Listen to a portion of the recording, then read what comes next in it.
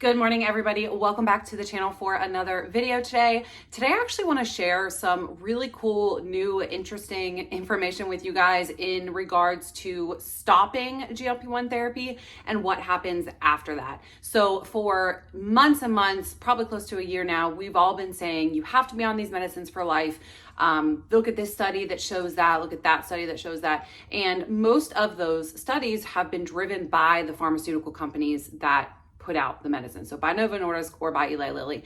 And so what I wanted to do was try to find some type of data or some type of information that was, unbiased in that way to see if the data might be a little bit different. Now, I also believe that you can't lie on data, right? So, if you have real people that you're studying and you're following, how much can you actually make that up? However, I did come across some new information that I want to share with you guys. I've been talking about the most recent webinar that I've been loving that Dr. William Yee put out. And within that webinar, he shared several graphs. He had a whole sort of topic or a whole section devoted to the topic of what happens when you stop taking GLP-1 therapies.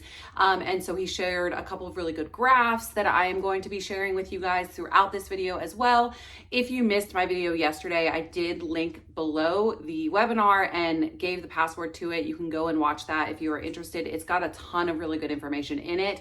You don't have to be an Orderly patient to watch it. I don't get anything from sharing it with you. I just found it, loved it, and want you guys to watch it.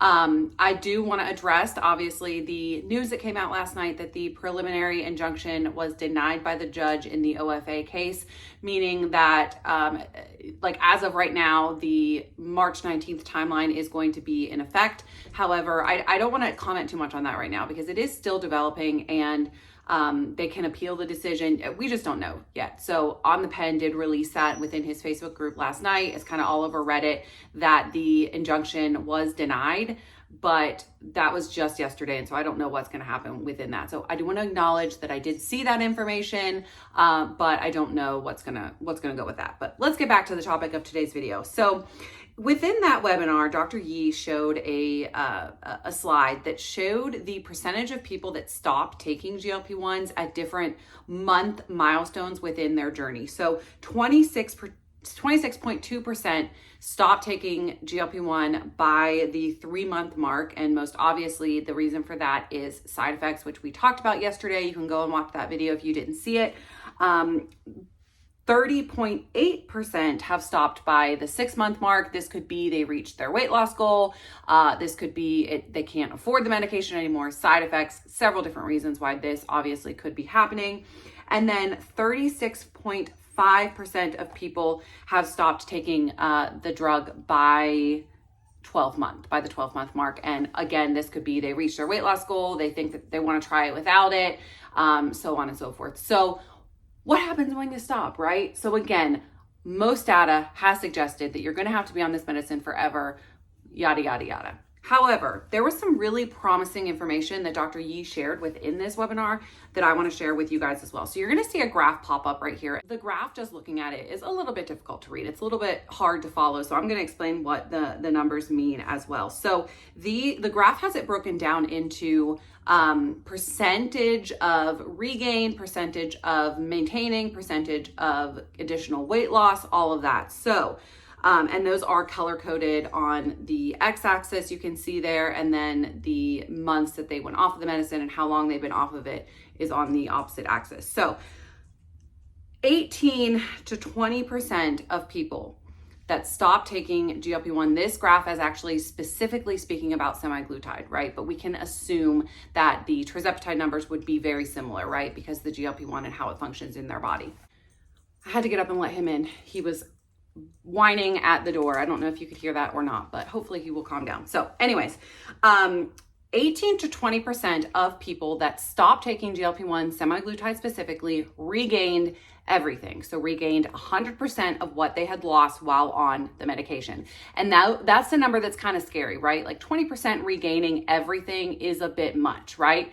However, the numbers get a little bit more promising the more we look into this graph.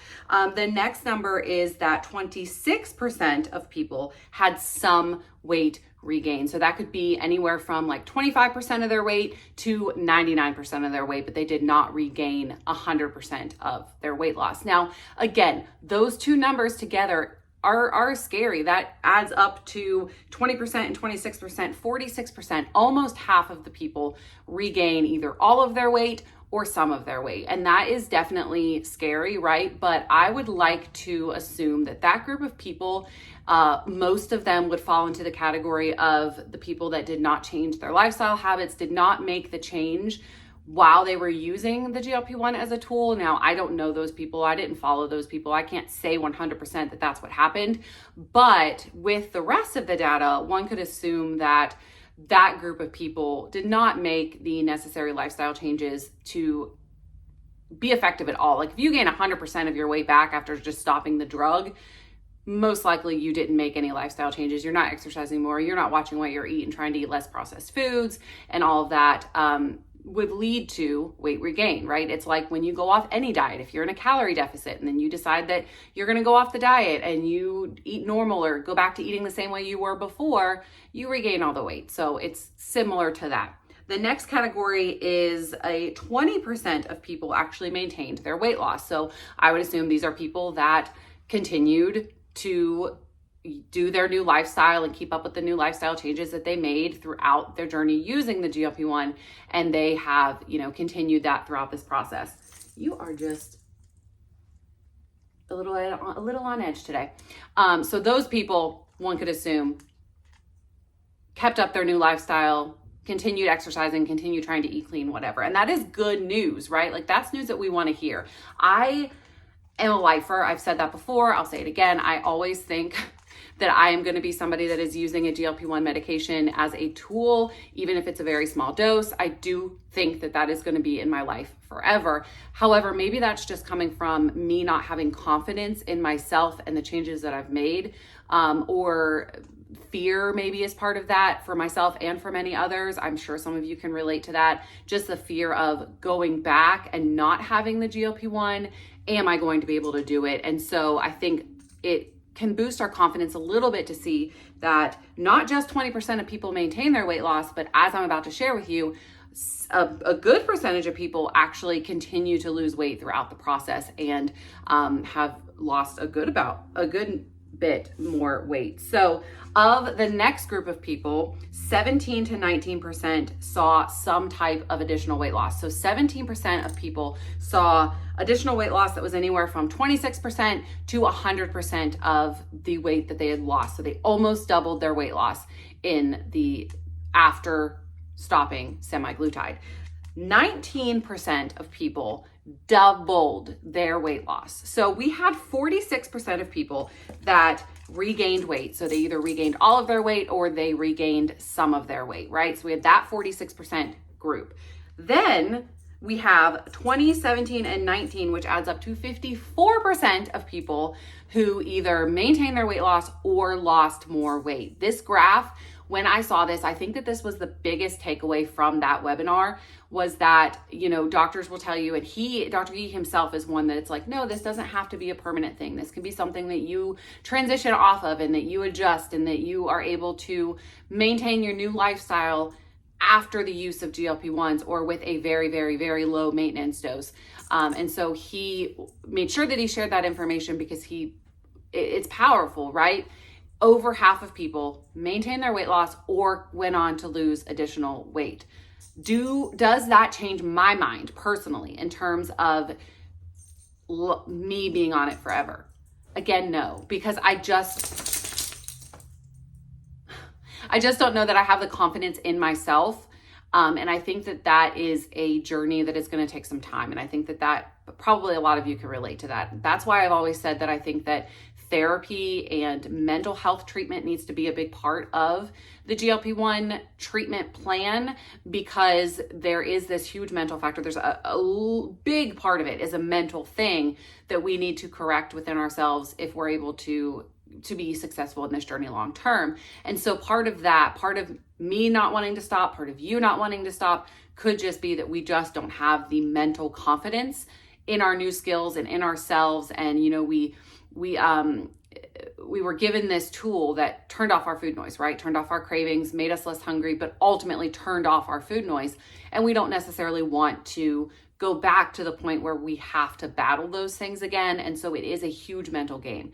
And I understand that. And I can respect that in myself and for you.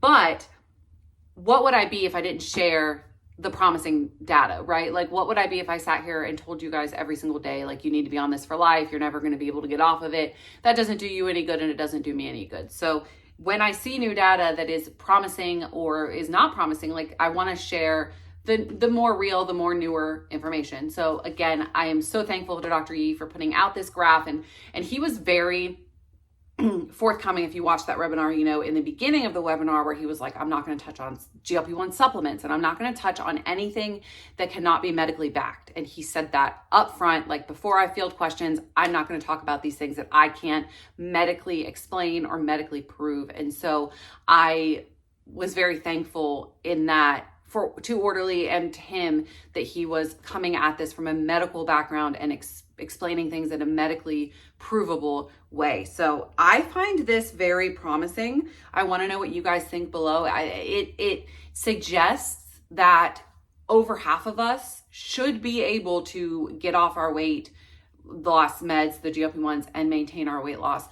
This looks at it for a period, I believe, of 12 months. Again, the graph will be right there. But you know, there are a lot of people that'll say, if you've not been maintaining for 2-3 years, don't even come at me and tell me that you've been able to maintain, because there are a lot of people that can maintain for a year, right? And then they're doing that through significant effort and through trying, you know, really focusing in. But as soon as you allow yourself a little bit of leeway, that's when we get into those trouble zones again. So I think it's prudent to mention that it was a year, but still, a year is good, and 54% is very promising. So I want to know what your thoughts are down below on this.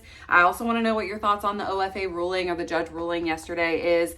Again, I don't know what's going to happen. I am kind of just sitting back and watching it unfold. I've mentioned before, I like to sit back and watch things unfold before I come at you with, like, data that might not really, you know what I mean? Like, I don't want to scare anybody. I don't want to fear mongle people. And so I want to watch things unfold before I talk about them, but it did happen, right? So yeah, let me know what your thoughts are down below. Let me know if you enjoyed this video. Let me know what you think about this new promising information. I don't know. We're just going to have to see how it unfolds, how the life of GLP-1 unfolds, and how it all transpires with more GLP-1s coming out, with oral versions coming out.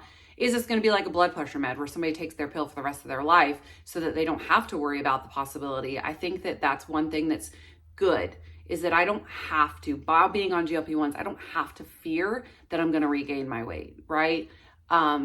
Whereas if I went off of it, I would have that constant fear and worry again. And that's the part for me that makes me want to stay on it forever. But I want to know what you think as well. And I also want to know how you're moving your body today. Thank you guys so much for watching this video. I'm filming another What I Eat in a Day today because you guys really liked it. I have some good meals planned for today, so that'll probably be up early next week. But yeah, doing that today as well. So if you see this outfit again, that is why. But thank you guys so much for watching this video.